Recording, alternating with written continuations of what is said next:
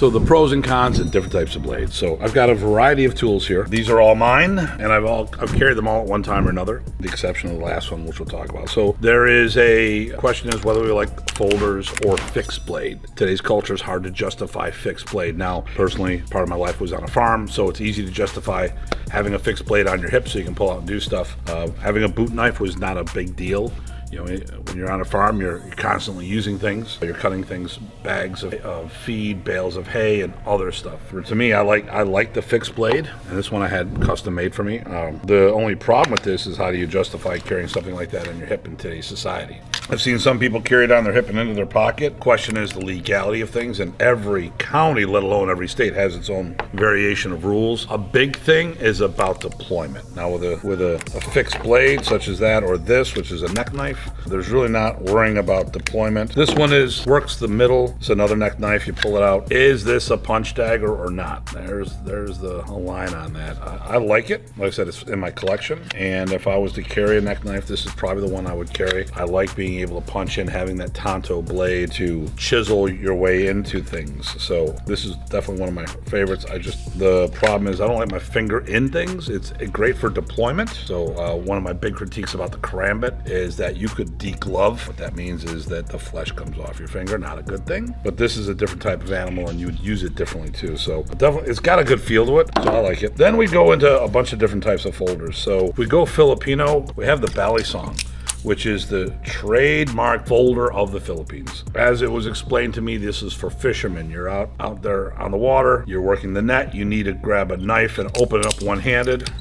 That's what the whole thing about this is about. Is that the truth? Well, it's the urban legend. I haven't heard anyone tell me otherwise. And if there is, I would love to hear about it because I'm always trying to get more knowledge on these things. The Balisong is supposed to be the sound that it makes. And now these days, like when you're down at the blade show, you see a bunch of kids spinning them on their fingers. It's become more of a trendy thing. I don't think this is a great tactical knife. I like something that opens faster. Case in point, if we're talking non-mechanical, this is what I carry on a daily basis. So this is a Columbia River. It is the Casper Kershaw op model, if I'm not mistaken, or the Crawford Casper model. It's out of production, which is a bummer. Really good knife. It fits my hand well. It's got two locks. It's got the liner lock here and a secondary lock, so it will not fold until I take off that and pop it there.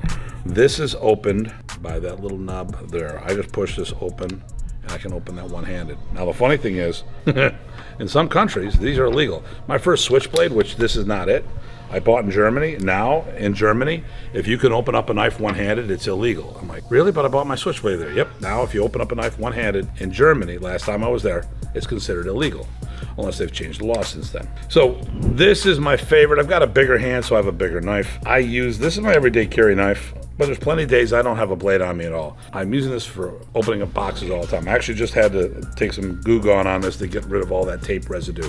I'm using an everyday tool, not an everyday fighter. So that's why it's my everyday carry. It's a tool. Columbia Rivers, I think, is one of the best knife companies out there for quality at an affordable price. Now, Benchmade, this is a Benchmade. These are one of the higher end knives as far as production. Now you're going to get custom knives out there and all these different companies, but we're talking about things that are mass produced. The Benchmade is one of the better knives.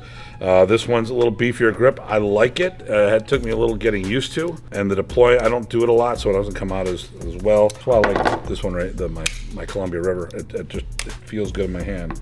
What I used to also carry is the Emersons, which are a little smaller, and the Emerson has a cool knife or option to the knives called the wave. So you see this little wave here.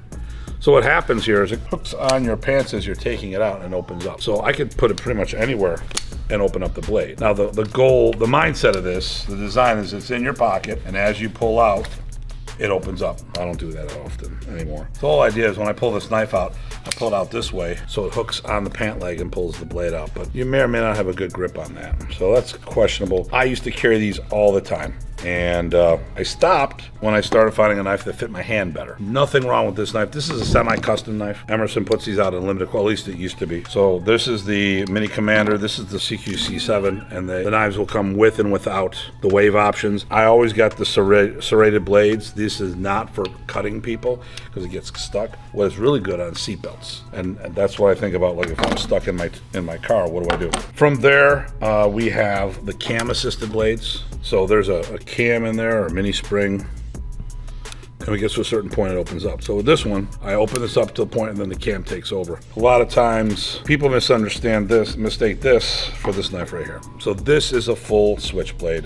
This particular one is a Benchmade, and you push the button and it opens up all by itself. That is not the same as a cam assist where I have to push it so far and then the cam takes over. And there's a whole different types of locking mechanism. This one, there's a secondary lock right here where I push the button, it will not close. I have to undo that and then it will close. So I like having the secondary. This is a little small for my hand, but you know, I traded somebody for lessons for this way back in the day. I'm like, okay. Yeah, I don't want this anymore. I'm like, okay, I'll take it. Here's some lessons. Actually, it was more of a gift, and I gave him lessons anyway. So those are pretty much the differences here of the different types of knives that you'll see.